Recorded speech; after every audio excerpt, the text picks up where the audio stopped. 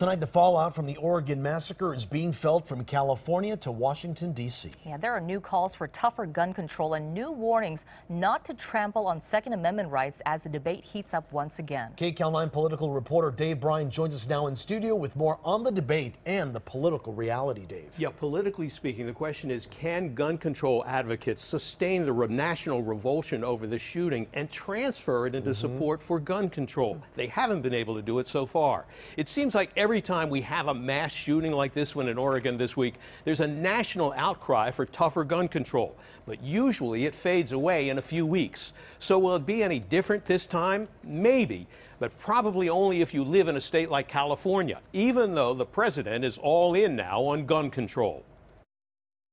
At the White House, President Obama was still outraged about the Oregon college massacre and challenged the media to put the wave of violent killings and mass shootings in context. Have news organizations tally up the number of Americans who've been killed through terrorist attacks over the last decade and the number of Americans who've been killed by gun violence. The higher line on the chart shows more than 10,000 Americans have been killed by gun violence every year, while the lower line shows that so few Americans have been killed by terrorists since 9/11 that the number's practically zero for every year since 2001. I think there's going to be a strong shift now where the gun violence prevention people are going to step up. They're going to say, do our other rights matter if we're dead due to gun violence? Margot Bennett is executive director of Women Against Gun Violence. She says it will take tougher gun control to fix the problem and stop the killings. But former state lawmaker and candidate for governor of California, Tim Donnelly, now the host of a conservative online radio program, argues the only way to stop the mass shootings is to put more guns in the hands of responsible people. To allow teachers and other individuals that have a CCW, that have passed an extensive background check and had serious training, to carry on campus. I think we need to do that on every college and high school and elementary campus in the country. And while that's not likely to happen in California and most other states, neither are powerful gun control bills likely to be passed by a Republican-controlled Congress anytime soon and become federal law. Bennett charges gun manufacturers and the NRA are fighting gun control bills with big campaign war chests. I mean, let's talk about what this really is.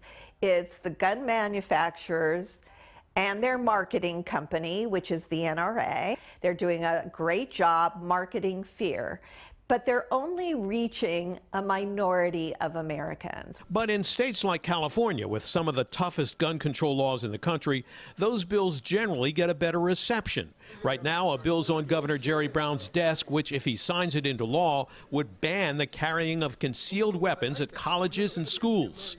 And the stakes for both gun control activists and gun rights activists couldn't be higher based on their responses. This is critical that we not allow guns on our college campuses and, at our elementary schools. I believe that the gun control advocates who have pushed for college campuses and K through 12 schools to be gun-free zones have created target zones. If Governor Jerry Brown signs that bill, he is signing the death warrant for students somewhere in the state of California. Well, the split over concealed carry laws on campus demonstrates how divided the country is on gun control. 19 states have already banned the carrying of concealed guns on campus, while 8 states have legalized the practice. The shooter in the Oregon case this week carried a concealed weapon onto campus and had a permit. And Juan, there's not much common ground here between the two sides.